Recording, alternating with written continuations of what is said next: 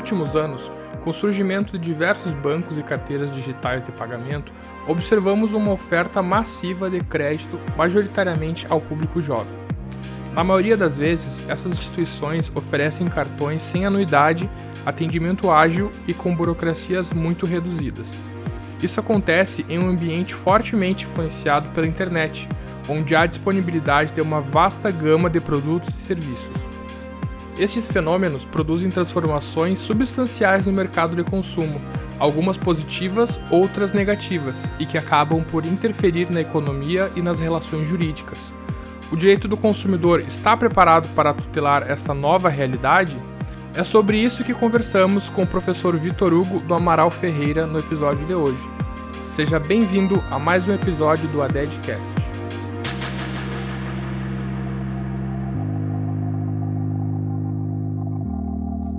Olá a todos que nos escutam no ADEDcast, aqui é o Thiago e hoje estou aqui com o professor Vitor Hugo do Amaral Ferreira e a gente vai conversar sobre basicamente direito do consumidor, né? Mas não só isso, a gente vai fazer uma relação do direito do consumidor às atuais questões sociais, né? Questões de consumo, questões de acesso à internet, comércio eletrônico. Quero agradecer ao professor Vitor Hugo pela disponibilidade e eu deixo aberto aqui a fala inicial ao doutor para se apresentar, se porventura alguém ainda não o conhece. Bom dia, professor, tudo bem? Olá, Thiago. Olá os que nos escutam. Como o Thiago mencionou, eu sou o professor Vitor Hugo do Amaral Ferreira, tenho atuação nos cursos de Direito há 15 anos na Universidade Franciscana, né? Antes mesmo de ser universidade.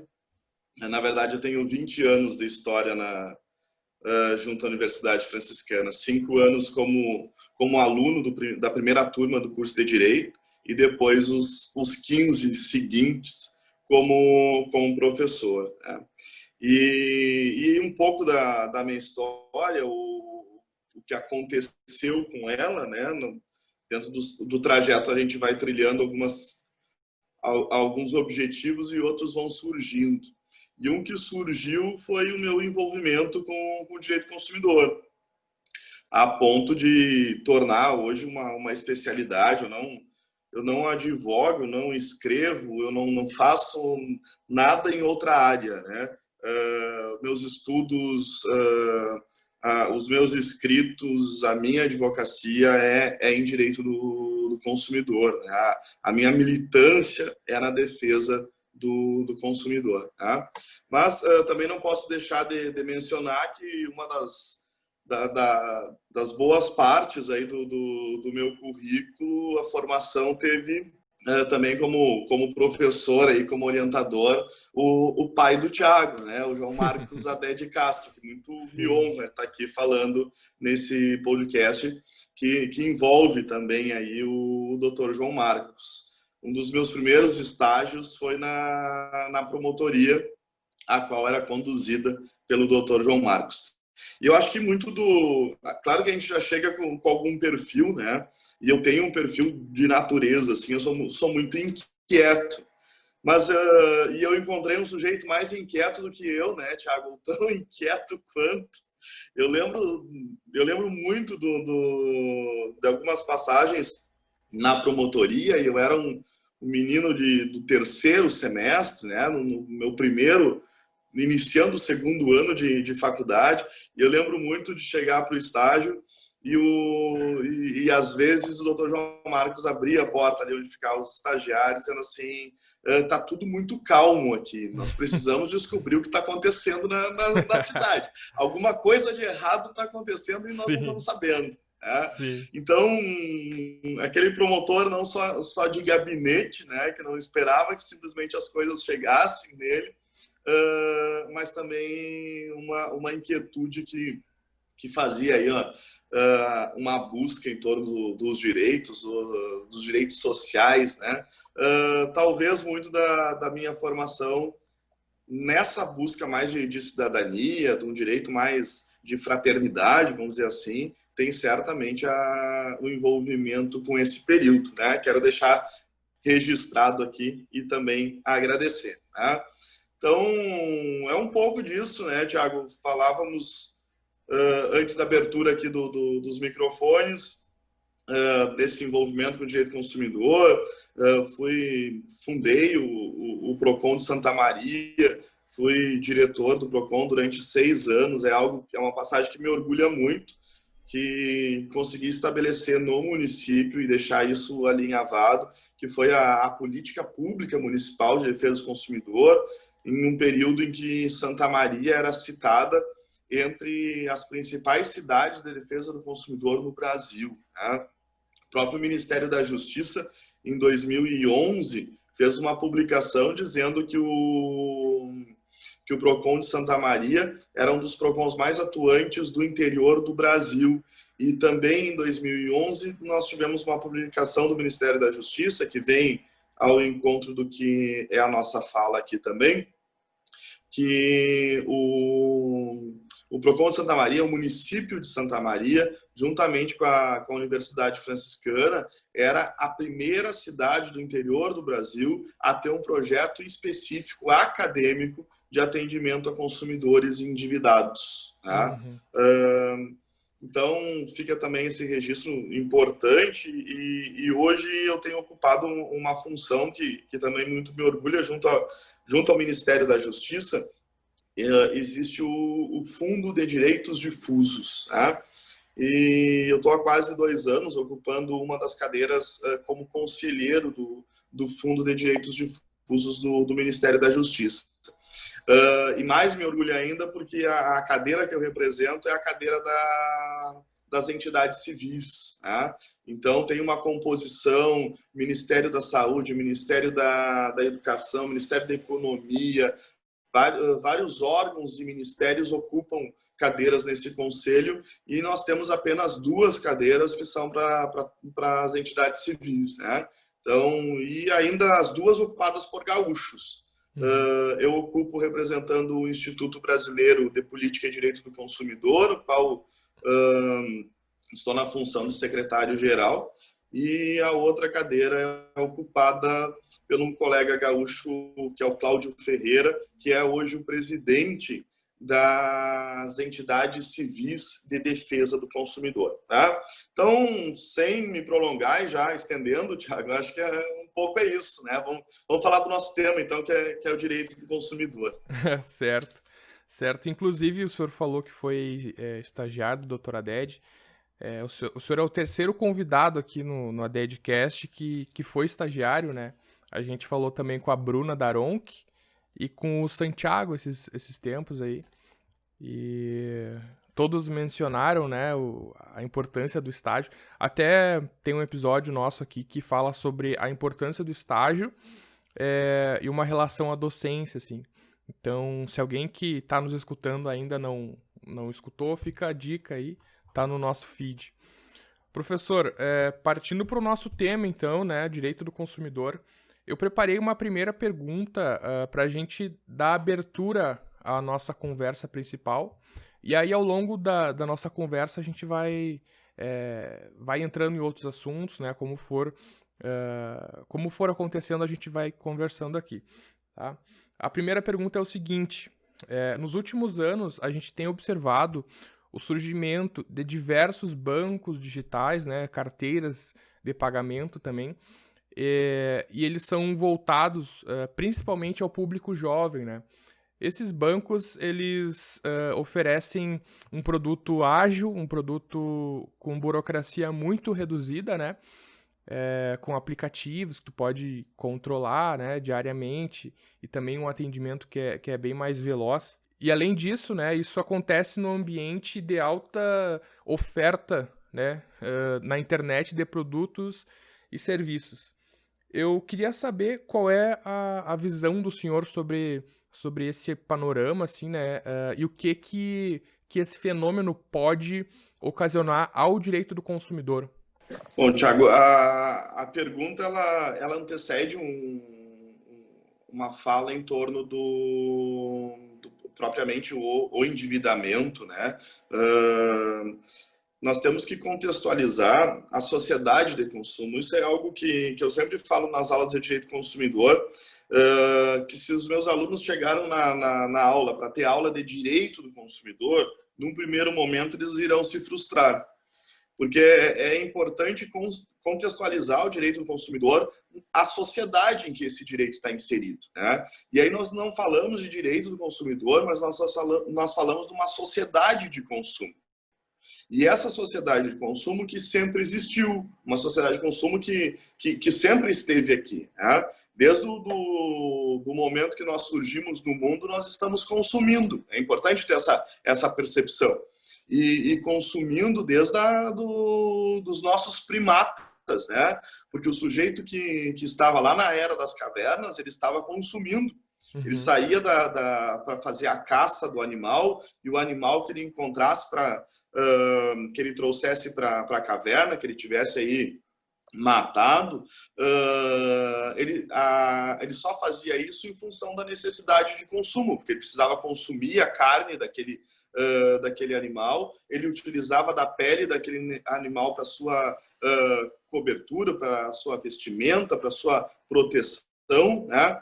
Agora, se sempre estivemos aqui consumindo, o grande divisor de águas dessa sociedade de consumo é a Revolução Industrial. Tá?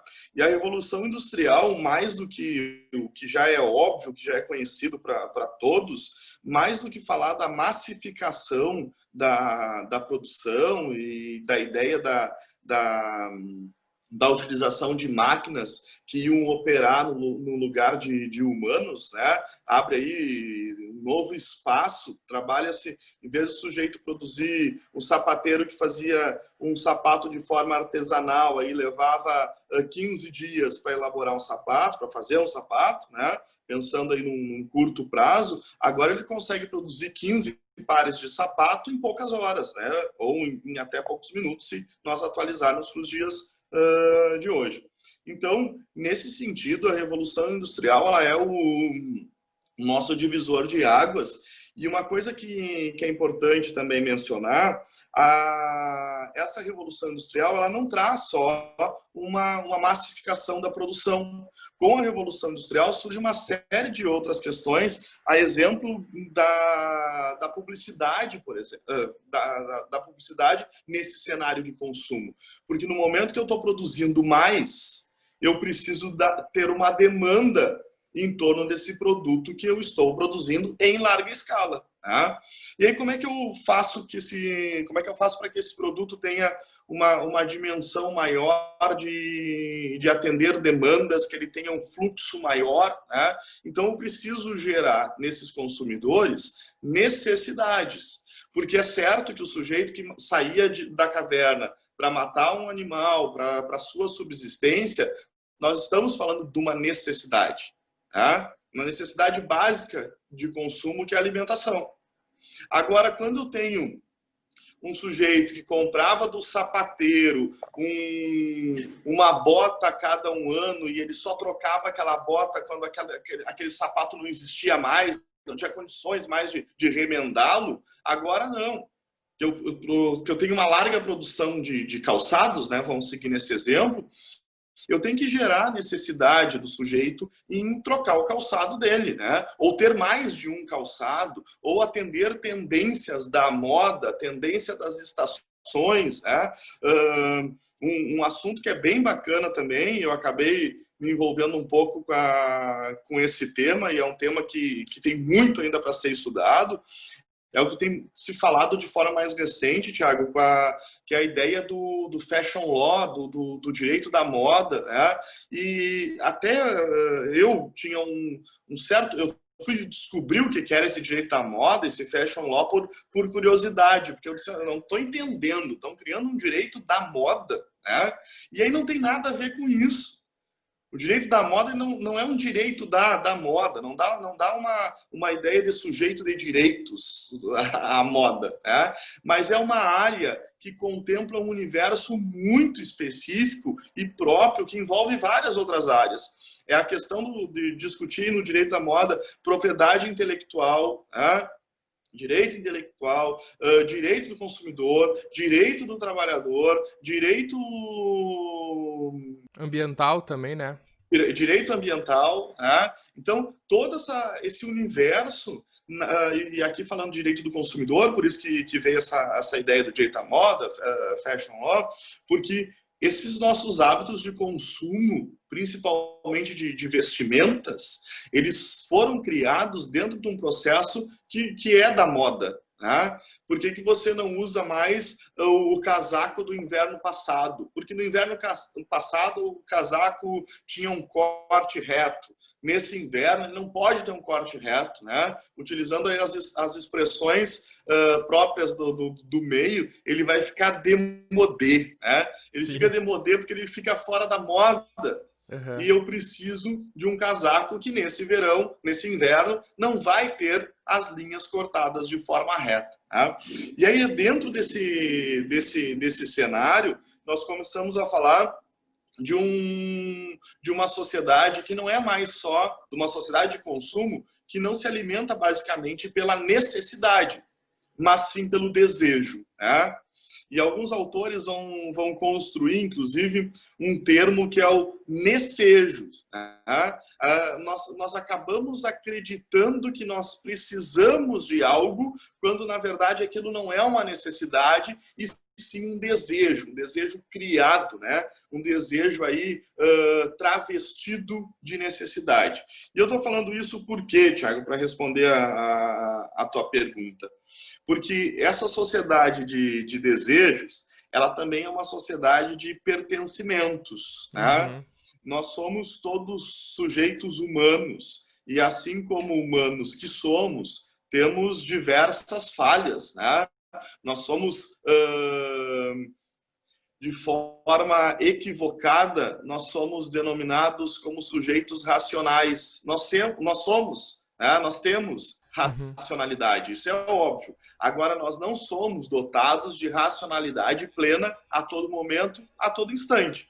Até porque, comprovadamente, né, nosso cérebro ele vai atuar em dois grandes sistemas, o sistema 1 e o sistema 2. O sistema 2 é esse cérebro racional, enquanto o sistema 1 é o nosso cérebro emocional.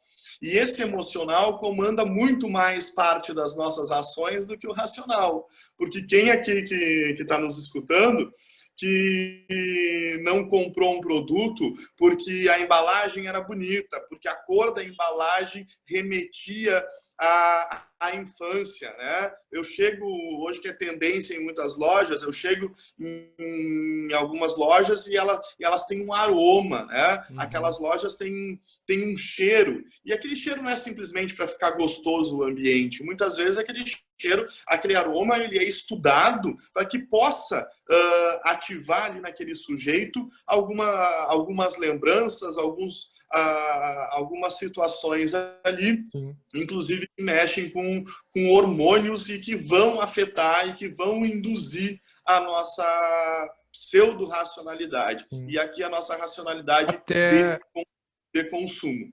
Até a forma como os produtos são dispostos nas prateleiras, né? A organização dos produtos e a linha que o cliente faz no corredor do mercado, tudo isso é pensado, né? Fazer análise da relação de consumo a partir de um supermercado é sensacional, tá? Porque o supermercado parte do princípio que você vai comprar comida e você vai comprar alimentação básica, né? Agora você já percebeu, Thiago, que a alimentação básica, arroz, feijão, o leite, o pão, eles estão sempre no fundo do supermercado. Então, o sujeito que vai comprar 1 litro de leite, ele precisa passar por todas as tendências de mercado, as tendências tecnológicas, por exemplo, que deixa todo mundo aí envolvido. Ele passa ali pelo setor que tem celular, televisão, computador, né? E aí depois ele vai chegar no leite. E é como se fosse, em alguns supermercados, eles criam até um brete, né? O sujeito tem que obrigatoriamente ir curvando aquelas gôndolas para chegar nos produtos essenciais. Já que tocamos aí na questão do supermercado, uma análise que eu acho bem bacana e mostra o quanto... Porque, na verdade, essa nossa conversa aqui é uma forma de minimizar essa vulnerabilidade, né? O consumidor ele precisa conhecer dessas situações. Não estou dizendo que elas não vão existir, mas ele precisa conhecer dessas situações. Os carrinhos do supermercado, eles eram carrinhos mais profundos e mais estreitos. Uhum. Se você for hoje no supermercado, você vai encontrar vários que eles mudaram os carrinhos porque eles são carrinhos mais largos e com menos profundidade.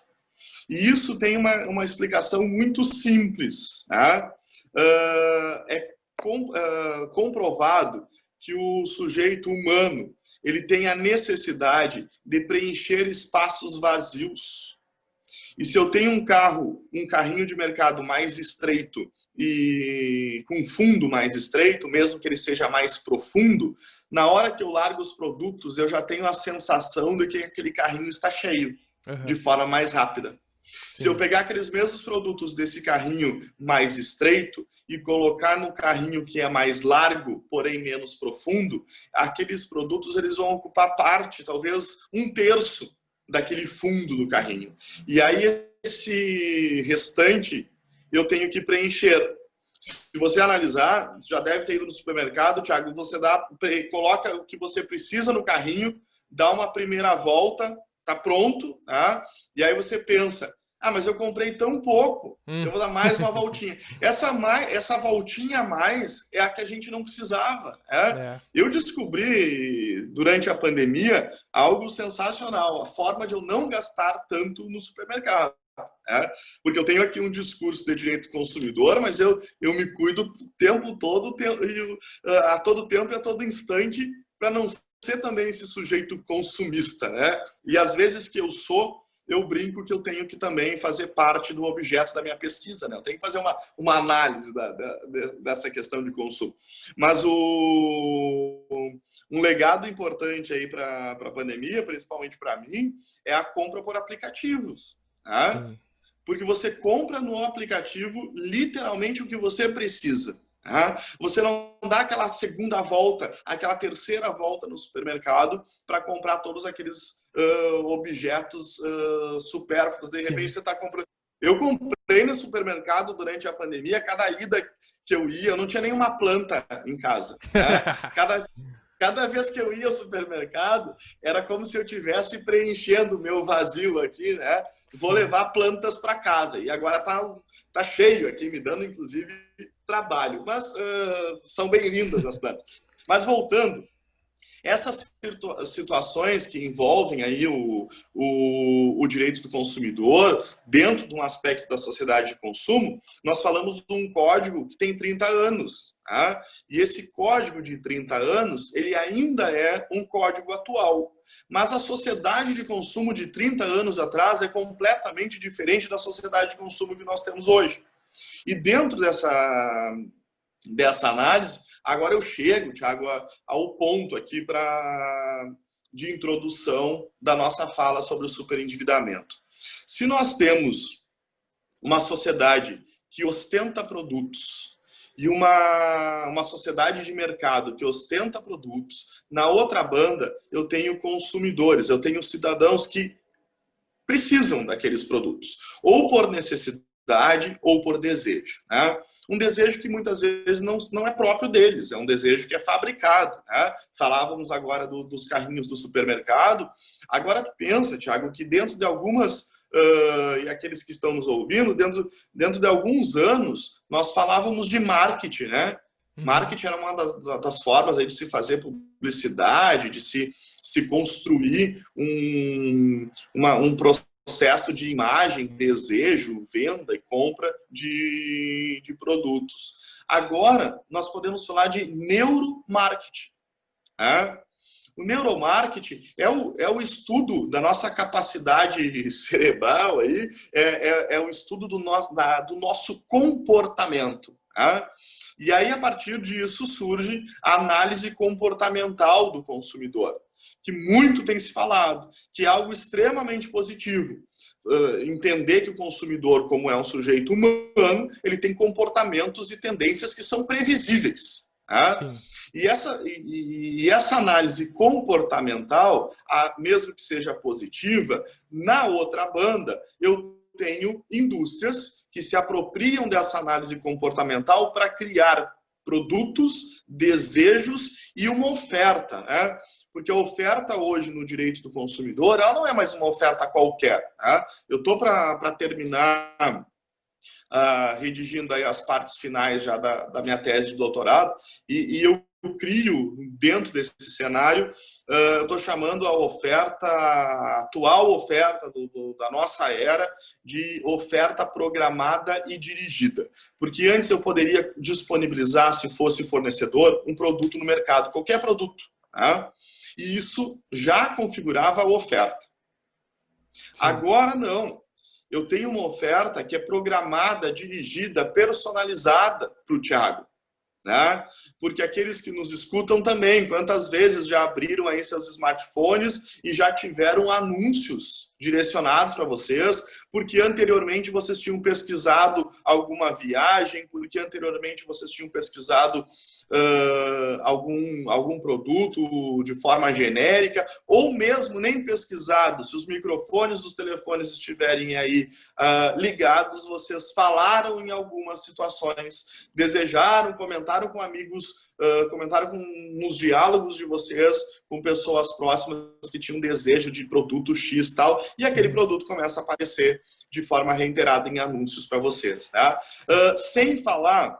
Esses dias, desculpa eu interromper o senhor, mas esses dias até eu vi uma história, o cara tava falando sobre um assunto, e aí ele disse, mas o que eu tava falando mesmo? Aí a Alexa da Amazon falou, o senhor estava falando sobre tal assunto. Que medo, né? Quando começa a se falar aí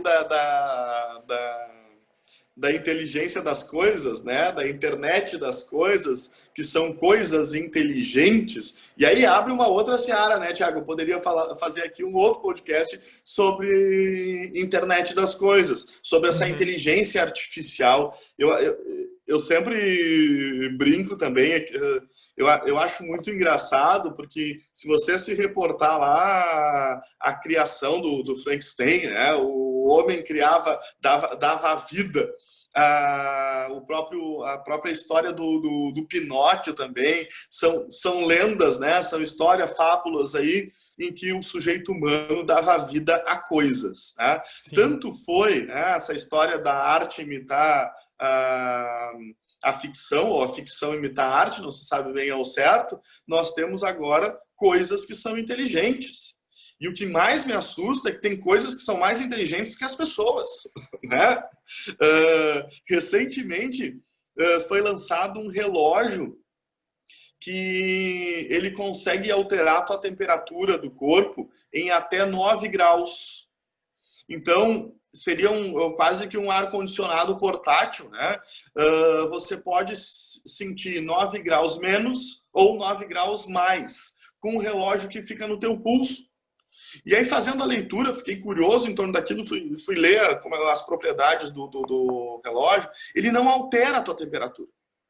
Tua temperatura permanece a mesma. Tá? Mas no pulso, ele... encaminha para o teu cérebro informações para que o teu cérebro tenha a sensação de até 9 graus mais ou até 9 graus menos. Cara, esse relógio é um relógio que é mais inteligente do que o sujeito que usa. Porque o relógio consegue enganar o cérebro do sujeito, sendo que o relógio não tem cérebro. E nós somos tidos como inteligentes porque temos um cérebro, né? E um cérebro dentro de uma pseudo-racionalidade. É muito louco falar de sociedade de consumo nesse contexto digital, né? E aí o que eu queria dizer, Thiago, diante de todas essas situações, principalmente aí da questão de proteção de dados e agora de forma recente com a entrada em vigor da Lei Geral de Proteção de Dados, nós temos um cenário que é de assédio de consumo. Tá? É uma figura nova. No Brasil existem apenas 2 artigos escritos sobre esse tema. Né? E assédio de consumo é o encontro dessa oferta programada, dirigida e personalizada. Né? Não é só uma oferta, o produto não está só na prateleira esperando que o sujeito tenha o desejo, o que o sujeito precise / necessidade desse produto. Tá? Cria-se um ambiente de assédio de consumo. E esse assédio de consumo ele se materializa ainda mais em situações de vulnerabilidade agravada. Essa vulnerabilidade agravada ou vulnerabilidade potencializada, ou como o STJ chamou, hipervulnerabilidade, é a condição do sujeito que é vulnerável, mas nele ele traz para si uma vulnerabilidade em maior grau, uma vulnerabilidade agravada. Seria a situação dos idosos, que são aí boa parte das vítimas desse assédio de consumo de crédito. Seria a situação das crianças, né, diante das publicidades direcionadas ao público infantil, como a ausência total, comprova-se também que é só a partir dos 12 anos, em média, que uma criança consegue ter entendimento entre o que é ficção, o que é programação, o que é realidade do que se passa numa televisão. Né?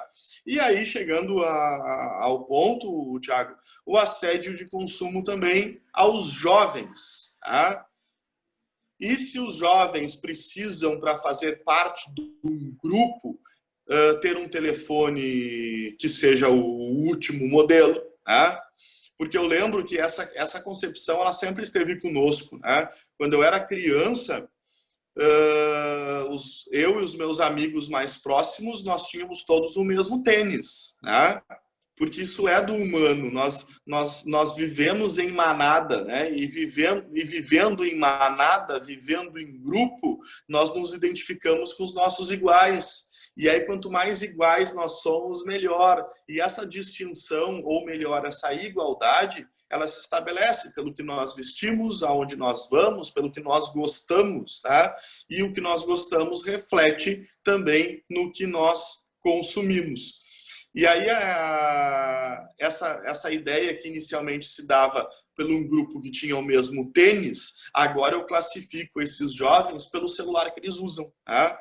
Então, eles precisam ter acesso, pelo menos a sociedade criou esse estigma, que eles precisam ter acesso a esses bens de consumo, nessa sociedade louca de consumo. E quando eu não tenho acesso ao bem de consumo de forma direta, eu tenho acesso ao crédito, que patrocina essa aquisição. Tá? Certo. E aí a gente acaba entrando de vez na questão do crédito, né, professor? Eu vejo assim que há uma facilidade de obtenção ao crédito. Eu lembro que quando eu tinha 18 anos, há 10 anos atrás, não era assim. Não era fácil tu ter um cartão de crédito no teu próprio CPF, né?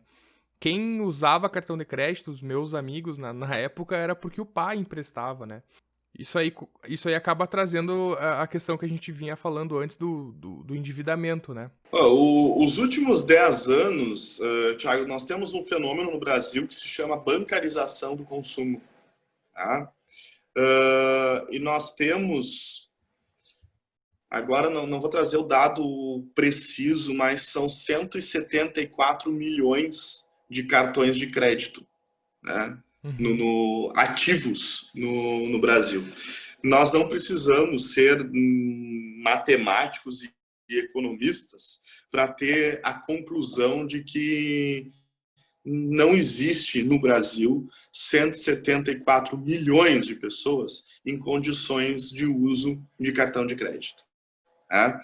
E aí antes eu falava da questão dessa vulnerabilidade psíquica, dessa análise comportamental, do neuromarketing, mas quando você tira o extrato, ou quando você olha o saldo no banco, como é que vem o saldo? Né? O sujeito tem 5 mil reais na conta dele. e ele tem 10 mil reais de limite. Uhum. Qual é o saldo disponível? A informação do banco vai ser que ele tem um saldo disponível de 15 mil reais. Ele não tem 15 mil reais, ele tem 5. Tá? E ele tem um crédito pré-aprovado de 10 mil. E muitos são os brasileiros, muitos são as pessoas, de modo geral, que vivem desse cheque especial. Né? Já está na renda deles, né? Renda aí entre aspas, já está na renda, né? Já está configurado ali como possibilidade de uso também, esse valor que excede a disponibilidade desse sujeito, que seria de 5 mil reais. Então, essas são algumas artimanhas que precisam ser consideradas quando se fala de endividamento e quando se fala desse assédio de consumo de crédito, né? E professor, eu adiciono a isso, não sei se o senhor vai falar depois disso, mas a facilidade de parcelamento de faturas, inclusive, né? Porque esses bancos digitais, com os aplicativos, o parcelamento de fatura é algo fácil, né? Apertar um botão, né? E aí tu assume um juros, assim, juros de cartão de crédito, né? Com uma facilidade que tá na palma das tuas mãos, literalmente, né? E o que é importante também, Thiago, que nós estamos falando de instituições financeiras, né? Mas o que você enxerga como instituição financeira? Aquelas instituições financeiras tradicionais em que elas têm na sua fachada escrito banco, né? Sim. Agora, quantos são os departamentos, as lojas de departamento, as lojas de roupa, as lojas de material de construção, né? Que tem o seu cartão de crédito próprio. E aí o sujeito, ele vai numa loja para fazer compra de um saco de cimento. E lá naquela loja em que ele vai comprar um saco de cimento, ela tem um cartão de crédito que é fornecido para aquele sujeito. E mais do que o saco de cimento, ele pode fazer pequenos empréstimos, né, no próprio estabelecimento em que ele foi comprar material de construção. Tem algum tempo já, instiguei alguns alunos que fizessem uma pesquisa de quantas instituições financeiras nós tínhamos em Santa Maria. Tá? E aí, sempre que eu não vou te colocar na situação aqui, Thiago, mas eu sempre pergunto para quem está conversando comigo, quantas instituições financeiras existem em Santa Maria? Tá? Aí as pessoas lembram das principais instituições financeiras que estão ali no acampamento, né, na rua do acampamento. Sim. E aí acabam dizendo 5, 10, 20. Tá? Na época, nós conseguimos identificar 228 instituições financeiras de Santa Maria. Daí você vai me perguntar, que instituições financeiras são essas? Inclusive as que estão na rua do acampamento, que são bancos, né? Quanto aquelas que também estão na rua do acampamento, mas se denominam como supermercados. Né? E aí esse supermercado tem um cartão. E dentro do supermercado, como nós falávamos antes, o sujeito entra para comprar o arroz e o feijão, mas o telefone, os produtos eletrônicos estão na porta desse estabelecimento. E ele tem um cartão com crédito que ele pré-aprovado, ele só vai pagar, ele pode parcelar, né? E quando ele gasta R$1.000 nesse cartão, ele pode parcelar a fatura, mas aí nós falamos de educação financeira, porque o sujeito, o cidadão brasileiro, ele recebeu o crédito, mas ele não foi ensinado a usar o crédito. Né? Perfeito. Inclusive, dividindo uma mesa esses tempos com um economista, ele me falou algo que eu tenho repetido, né? Porque nós falamos de forma reiterada em educação financeira. E aí ele disse que no Brasil não poderia se falar de educação financeira. No Brasil, teria que se falar de alfabetização financeira. Uhum. Porque a alfabetização é algo maior do que educação. Né? A alfabetização é algo mais básico do que educação. E nós, brasileiros, precisamos ser alfabetizados em relação ao uso de crédito, em relação a nossas ordens financeiras, né? Por isso, Thiago, que é muito perceptível assim a grande crise que vivemos, porque basta você passar em alguma livraria e você vai encontrar uma seção inteira, né? Economize ganhando mais, casal que economiza junto e enriquece juntos, né? Casal inteligente enriquece junto. casal inteligente enriquece juntos. Então, são várias temáticas que colocam, na verdade, esse sujeito consumidor como um objeto também dessa sociedade de consumo, numa medida em que eu estudo e eu sei que nós temos uma situação de endividamento, então o que eu vou vender para esse sujeito endividado, desesperado? A forma dele se recuperar, a forma dele deixar o vermelho e ele ter não só uma situação tranquila financeiramente, mas que ele possa, inclusive, ficar rico. Né? Então, é o sonho de todo mundo. E de preferência ficar rico rápido, né? Porque é o que vendem, é o que vendem. Umas questões que surgem, Thiago, e que nós poderíamos entrar em outro debate, que é muito mais de um aspecto da sociologia, né? A sociologia do direito do consumidor ou a sociologia do consumo, e vem aqui muito do que você falou agora, do sociólogo do Zygmunt Bauman, né? Porque o Bauman vai falar dessa sociedade imediatista, dessa sociedade líquida. Então, nós precisamos tratar os nossos produtos como produtos descartáveis. E aí volta a um tema, nós estamos falando do endividamento, mas o endividamento alimenta também a necessidade. Por que o sujeito se endivida? Porque ele compra em excesso. E se ele compra em excesso, ele precisa descartar também em excesso. E vem aqui a ideia do meio ambiente. Né? Já que ele descarta em excesso, ele coloca no lixo. Mas eu sempre pergunto, aonde é o lixo? Né? Não tem um lugar do lixo. O lixo é aqui. Né? O lixo pode não estar próximo da gente, mas o lixo já está conosco. Né? Então, essa é um desdobramento também do direito consumidor, porque se fala de questões... Quanto mais você estuda direito consumidor, maior a necessidade de você estudar, por exemplo, questões ligadas à publicidade. Sim. Maior são as questões ligadas... Maior a necessidade de estudar questões ligadas à economia. Eu me vi agora no doutorado escrevendo sobre superendividamento e novas tecnologias. Eu me envolvi em várias partes desses 4 anos aí, estudando muito da economia mais do que do direito. Porque, em tese, o direito eu já sei, né? Eu já tenho a base do direito, eu estou aqui há 15 anos estudando direito. Agora eu fui escrever sobre direito do consumidor dentro de um aspecto econômico. Poxa, eu tenho que estudar economia, né? Aí comecei a falar dessa análise comportamental do consumidor. Poxa, eu tenho que estudar psicologia. Né? E aí vai indo, porque tem psicologia do consumo, economia do consumo, a publicidade, ela só existe para vender produtos, né?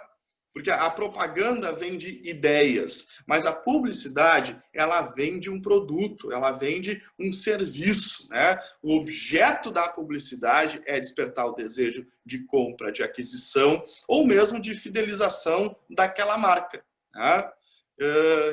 Que nós viramos, na verdade, os principais, o principal outdoor de muitas marcas, né? Quando o sujeito, de forma orgulhosa, estufa o peito e lá ele tem uma camiseta que seria até bonita se não tivesse o nome daquela marca estampado tão grande no peito dele, né? E ele se torna um outdoor ambulante, porque ele mostra de forma ostentatória ali, eu visto essa marca. E as marcas criam um estilo de vida, né, Thiago? Sim. E paga caro ainda, né, por a camiseta. Paga caro, muito tem... Acabou sendo uma das nossas pautas aqui, uma pseudo-pauta, falar de meio ambiente, e aí existe um consumo ecológico, né? Um consumo ecologicamente correto, e aí muitas vezes o sujeito falo muito isso para os meus alunos, o sujeito tá ostentando um produto que é extremamente caro, porque tem uma fibra natural, porque não usou animais nos testes e todas essas questões. Ele não usou animais nos testes, a fibra é natural, mas quem faz aquele produto, quem transforma a garrafa PET em um tecido, são crianças. Né? Aí o sujeito tem um papo o fornecedor tem um papo ecologicamente correto, mas é o mesmo fornecedor que escraviza crianças para que possa transformar a garrafa PET num tecido. Então, poxa, entra vários assuntos aqui nesse tema de sociedade de consumo. E dentro da tua provocação inicial, Thiago, eu acho que é importante, sim, que nós tenhamos uma regulamentação que envolva a proteção do direito do consumidor diante do consumo de crédito.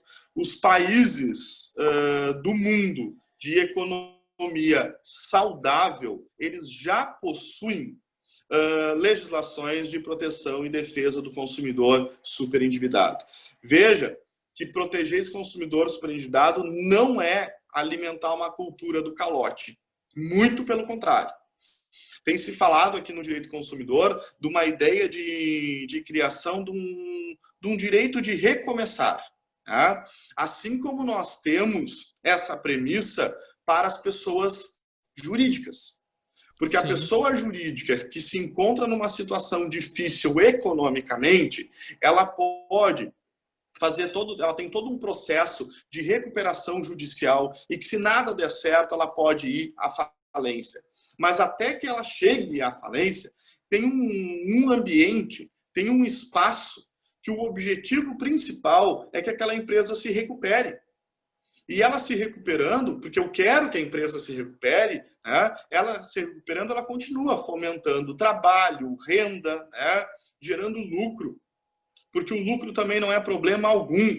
Quanto mais lucro as empresas tiverem, se esses lucros forem honestos, né? Se esses lucros não forem baseados em práticas abusivas, nós temos, então, circunstâncias que fomentam a economia do país, tornam o país rico e, consequentemente, isso gera, pelo menos deveria gerar, né, um efeito em cascata a toda a comunidade brasileira. Sim. Se existe essa concepção para a pessoa jurídica, por que não para a pessoa física, né? Eu acho que nos Estados Unidos, se não me engano, existe a falência da pessoa física. Não sei exatamente como funciona, mas pelo que eu já ouvi, seria uma forma de organizar, né, os débitos dessa pessoa física, como se fosse uma recuperação judicial aqui no Brasil, né? De uma pessoa jurídica. Fazendo uma analogia, e não é uma analogia grosseira, muito pelo contrário, uma analogia muito, muito afinada, seria a criação, sim, de um modelo de recuperação judicial ou extrajudicial para a pessoa física super endividada, né? E aí esse modelo, Thiago, é um modelo que acontece nos Estados Unidos, é um modelo que acontece no Canadá, é um modelo que acontece na França, né? Bélgica, Alemanha. Então nós temos no Brasil um projeto que está tramitando desde 2012, que é o PL 3515 de 2015. Falei 2012 porque ele começou a tramitação no Senado. E até 2012, hoje eles já são unificados, mas o projeto que tinha origem no Senado, ele recebia uma numeração, e quando ele passava para a Câmara dos Deputados, tinha uma nova numeração. Então, ele é um projeto de 2012. Mas quando ele passou para a Câmara dos Deputados, ele teve uma nova numeração que ficou com o final 2015. Mas o PL 3515 de 2015, ele propõe a atualização do Código de Defesa do Consumidor. A atualização do CDC em matéria de proteção ao consumidor superendividado. Proteção, prevenção e tratamento. Né? Porque quando nós falamos de prevenção, nós falamos da educação financeira. Sim. Distante dessa situação de prevenção é aquele cenário em que o consumidor já se endividou. E não só se endividou, mas ele se superendividou. Ou como os portugueses têm chamado, a um sobreendividamento. Esse sobreendividamento, ele precisa ser tratado. E o tratamento é a negociação em bloco, né? Porque não adianta negociar individualmente com os credores. Eu tenho que fazer uma negociação em bloco, uma negociação com todos os credores, para que dessa negociação, esse sujeito ele tenha estabelecido um plano de recuperação de crédito ou um plano de pagamento. E aí nós temos uma possibilidade de recuperar esse sujeito consumidor superendividado e, mais do que isso, quem está superendividado, quem está em cadastros de negativados em relação à proteção de crédito, eles são excluídos da sociedade de consumo. Né? E estar excluído da sociedade de consumo, Thiago, tem uma referência, tem um movimento cíclico que envolve não o consumidor, mas que envolve toda a sociedade de consumo. Porque se eu sou consumidor superendividado e eu deixo de comprar, eu deixo de participar da sociedade de consumo, o produto sobra na prateleira. O produto que sobra na prateleira, ele não precisa ser produzido em grande quantidade, porque se ele está sobrando, diminui a produção. Se diminui a produção, eu que sou o dono da indústria, eu não preciso ter tantos funcionários na indústria que não está produzindo para atender a demanda dos consumidores. Então, eu posso demitir meus funcionários. Uhum. E aqui nós temos um movimento cíclico. Tá? O endividamento dos consumidores, ele afeta a indústria do consumo. Tá? E tem aqui algo também a se falar, que é importante termos uma consideração que a sociedade de consumo, o mercado de consumo, ele não é movimentado nem pelas grandes indústrias, nem pelos grandes fornecedores. O mercado de consumo ele é fomentado pelo consumidor. E sem consumidor, nós não temos grandes fornecedores, porque eles não terão para quem vender. Né? E sem grandes fornecedores, nós não precisamos também de grandes indústrias. Essa é uma consideração muito importante quando se fala de proteger o consumidor superendividado. Porque tutelar o consumidor superendividado, ter um espaço de recuperação da capacidade de crédito desse sujeito, é cuidar também do mercado econômico. Tá? É cuidar da economia. O artigo 170, inciso 5º da Constituição Federal, o artigo 170, quando cuida da ordem econômica nacional, ele coloca em seu inciso 5º que um dos princípios da ordem econômica nacional é justamente a defesa do consumidor. E a gente não tem que deixar isso despercebido, né? Tem que desvelar o sentido dessa defesa do consumidor ser um princípio da ordem econômica nacional. Porque defender o consumidor é estabelecer um processo de igualdade, é estabelecer um processo de harmonização, né? E algo que eu gosto muito também de falar e tinha mencionado na minha fala inicial aqui, o direito consumidor ele é um espaço de fraternidade, né? Mas essa fraternidade ela não surge de qualquer forma, né, Thiago? Ela não surge. Muito tem se falado aí de direito fraterno, mas o que é um direito fraterno? Eu gosto sempre de fazer uma analogia com o lema da Revolução Francesa, que parece algo tão distante, mas deveria ser algo muito próximo e presente aos nossos dias. Né? Porque o que nós temos de herança, de legado da Revolução Francesa? Nós temos a ideia de liberdade, igualdade e fraternidade. O direito conseguiu nos fazer livres, né? Porque nós somos livres porque o direito positivou que nós temos o direito à liberdade, né? E aí a liberdade manifestada em vários sentidos. Porque é também o direito que consegue nos tolir a liberdade. Porque eu terei uma privação da minha liberdade se eu não cumprir a norma. Né? O direito também, dentro da sua grande pretensão, construiu uma ideia de igualdade, porque nós somos todos iguais perante a lei.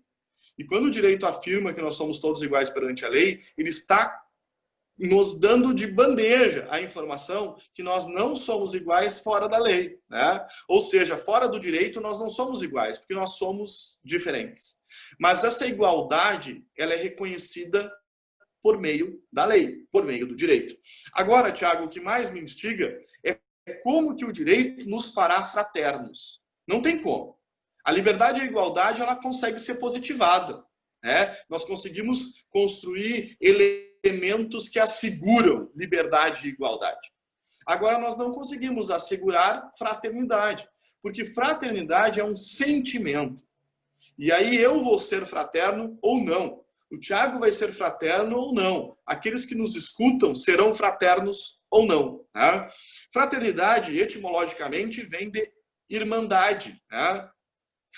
Ser fraterno vem de irmão. E o que é irmandade? Porque se nós somos todos sujeitos distintos, diferentes, todos nós somos diferentes, mas não há algo que mais nos aproxime de um outro, ou não há algo que nos faça mais semelhantes ao outro do que o mesmo sangue, né? Do que a irmandade. E quando eu consigo me identificar, quando eu consigo me enxergar no outro, eu consigo ser fraterno, porque eu estou me vendo ali também, né? E cuidar do outro é cuidar de mim. E esse é o espírito do direito do consumidor, esse é o espírito da proteção dos consumidores, seja na seara de consumo de crédito, na necessidade de novas normas, da atualização do Código de Defesa do Consumidor, operadores do direito, ainda que eu não goste muito dessa expressão, mas sujeitos envolvidos com a defesa e a proteção de direitos que possam ser fraternos, né? Fraternos na aplicação do direito do consumidor, fraternos no reconhecimento do direito do consumidor e fraternos ao entender o que está escrito no artigo 5º, inciso 32 da Constituição Federal. E para aqueles que nos escutam que são da área do direito, o artigo 5º fala de direitos e garantias fundamentais, não é, Tiago? E o inciso 32 diz que é dever do Estado promover na forma da lei a defesa do consumidor. Então, a defesa do consumidor, antes de qualquer coisa, é um direito e uma garantia fundamental. E nesse artigo 5º, inciso 32, tem um princípio implícito ao Estado. O dever do Estado de promover a defesa do consumidor. E para encerrar, quem é esse Estado, né? É um Estado juiz, é um Estado legislador e é um Estado executivo. Então, o dever do Estado de promover a defesa do consumidor precisa de juízes que reconheçam a violação dos direitos dos consumidores e não emitam sentenças simplesmente do mero aborrecimento. Inclusive, nós temos no Brasil, de forma recente, é um precedente, 2 juízas que receberam indenizações, ações procedentes numa indenização de R$72 mil pelo atraso no voo, né? E aí isso nos leva a discutir por que a moral dessas 2 pessoas é uma moral diferenciada da minha, porque eu jamais vou levar em várias ações que tive, de vários consumidores que eu represento, ou mesmo eu sendo consumidor, de vários atrasos que já tive em voos, né? Jamais vou receber sequer uma indenização, porque vai ser um mero aborrecimento, né? Então, essas circunstâncias nos deixam, para quem é militante na advocacia, nos deixa de forma... nos traz uma inquietude, né? Alimenta uma certa revolta, porque esse Estado juiz não está reconhecendo o direito do consumidor de forma equilibrada, né? Não reconhece o direito do consumidor num sentido amplo. Além disso, nós precisamos de um Estado legislador que permita novas leis de proteção e defesa do consumidor e não retrocessos. Porque nós tivemos, durante a pandemia, várias situações de projetos de lei ou medidas provisórias que permitiram retrocessos na legislação. E 2 questões pontuais no direito do consumidor é o não reconhecimento de alguns direitos em função da pandemia em contratos de viação aérea, né? Que o consumidor tem até 12 meses para receber, que os valores das suas passagens podem ser parceladas, né? Então nós temos aí situações que sempre operam para os grandes, né? Porque as operadoras, as grandes companhias aéreas sofreram um baque. Sim, elas sofreram um baque. Como todo mundo sofreu um baque. Agora, uma grande companhia aérea sofrer um baque é uma coisa. Um consumidor, um sujeito de classe média que parcelou uma passagem e quem não vai fazer a viagem tampouco recebeu o dinheiro, né, de forma imediata, isso é uma violação em proporções, um baque maior a esse consumidor do que essa grande companhia aérea. Então nós precisamos de legisladores que cumpram o dever do Estado legislador em promover a defesa do consumidor. E por último, Tiago, e que eu considero, sem nenhuma hierarquia aí entre os poderes, mas eu considero o mais importante nessa seara do direito consumidor, é o Estado executivo. Porque o Estado executivo é aquele que cria políticas públicas de defesa do consumidor. Nós não temos no Brasil política pública de defesa do consumidor. Nós tivemos no Brasil, ao longo da história, iniciativas de defesa do consumidor, iniciativas de políticas públicas. Tá? Nós tivemos recentemente, isso é questão de 3 meses, a criação do Conselho Nacional de Defesa do Consumidor. Para que vocês possam ter uma ideia, esse conselho ele foi criado antes do Código de Defesa do Consumidor. Com grandes consumeristas do Brasil que tiveram, dentro dos seus encaminhamentos, esse conselho conduziu à criação do Código de Defesa do Consumidor.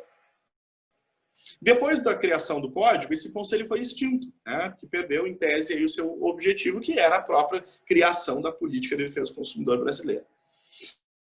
E deve-se ao presidente Collor, né, por incrível que pareça, a criação do Código de Defesa do Consumidor.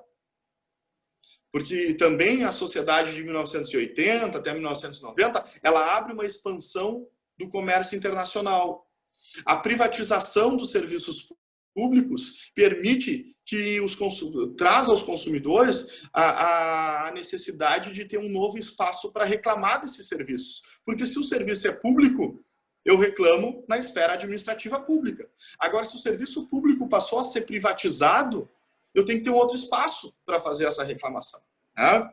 E aí, o Código de Defesa do Consumidor nasce e tem toda a sua história aí de 30 anos, mas nos últimos 3 meses foi recriado o Conselho Nacional de Defesa do Consumidor, com apenas 2 representações das entidades civis, com apenas 2 representações das entidades de defesa do consumidor, né?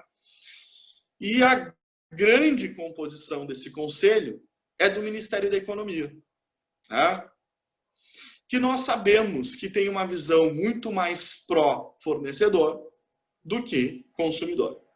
E eu não estou dizendo que não tenhamos que ter visões pró-fornecedores, mas o espaço de visão pró-fornecedor não pode jamais ser dentro de um conselho de defesa do consumidor, porque os interesses são conflituosos e se os interesses entram em conflito, eu obviamente terei posicionamentos pró-fornecedor se esse Conselho de Defesa do Consumidor tem, na sua grande maioria, representantes dos fornecedores. Tá? Por isso, aqui eu trago apenas este exemplo, como falta de seriedade na política de defesa do consumidor. Por isso que esse poder executivo ele precisa estar mais atento à defesa do consumidor, porque a principal demanda de presidentes da República, de governadores, de prefeitos, e nós tivemos recentemente uma eleição municipal em que prefeitos foram eleitos, vereadores foram eleitos. Eu gosto muito de saber qual é o compromisso de todos eles com o direito do consumidor. E aí, quando perguntado sobre o direito do consumidor, poucos sabem o que responder. Ou os que respondem é porque descobriram que o direito do consumidor é uma pauta positiva e que traz voto. Né? Mas não adianta ter voto se nós não tivermos um instrumento efetivo de defesa do consumidor. Boa parte dos municípios eles abrem PROCONs nos municípios. Para que o PROCON seja, porque o PROCON é uma iniciativa do Poder Executivo, para que o PROCON seja um espaço meramente de atendimento, um balcão de atendimento.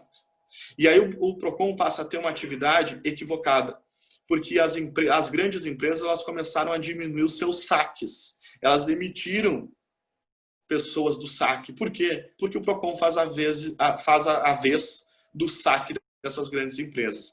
Me apresenta, Thiago, no Rio Grande do Sul, PROCONs, temos, mas me apresenta, talvez a gente consiga preencher uma mão só, de PROCONs que multem, PROCONs que sejam efetivos na política de defesa do consumidor de forma coibitiva, porque não adianta notificar o PROCON, não adianta o PROCON notificar fornecedores para que eles encaminhem meramente explicações sobre o que o consumidor está alegando.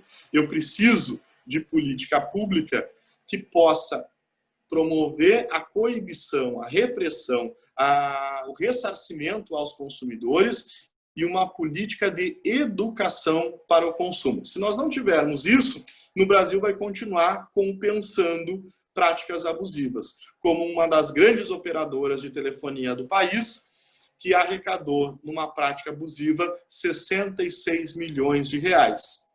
Foi identificada a prática abusiva e ela foi multada em 12 milhões de reais. É certo que os acionistas dessa grande operadora de telefonia, eles deram risada na reunião de diretores, né? Vamos continuar fazendo essa prática abusiva, porque da prática abusiva que nós fizemos, nós conseguimos ter um lucro e ainda pagar a multa que nos aplicaram e ficamos com o troco, né? Então, nesse sentido, nós temos muito a que evoluir nesses 30 anos. E se tivesse uma mensagem a deixar aqui, é ao Poder Executivo, né?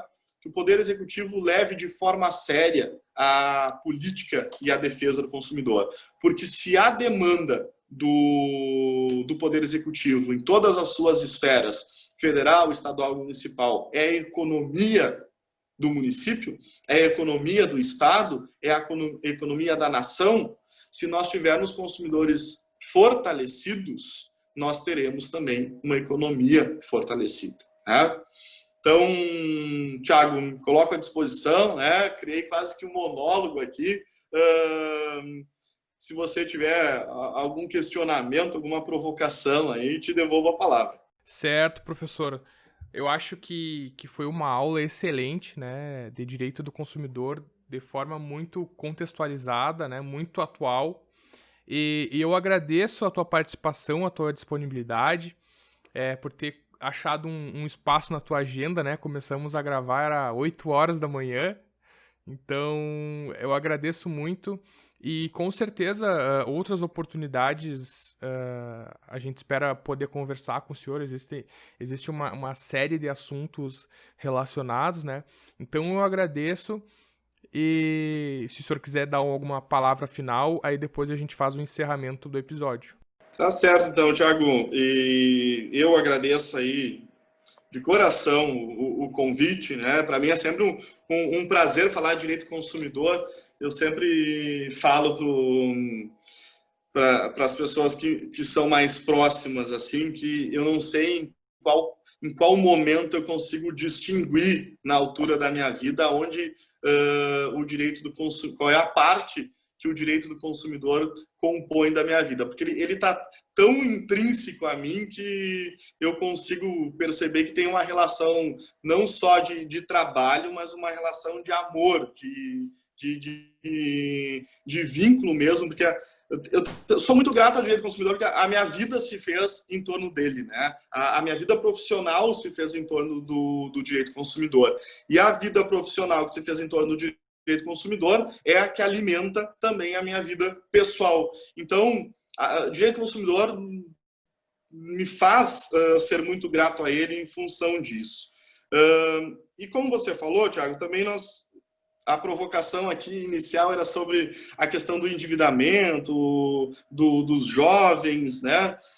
Eu acabei fazendo um panorama aí muito mais amplo, mas me coloco à disposição para voltar aqui, quem sabe já sugerindo fazer um podcast pontual sobre CPL 3515, tá? E aí eu prometo, Thiago, comentar os artigos, né? Ser um técnico jurista aqui, jurídico, falando do direito e não de todo esse pano de fundo mais sociológico. Mas acho que é importante, né? Construir essa base mais fora da caixa, aí, fora do direito. Nós somos, muitas vezes, tão legalistas e nós não entendemos qual é o sentido do direito existir. O direito não é uma norma, né? O direito é o espírito e a vontade, o desejo daquela norma existir.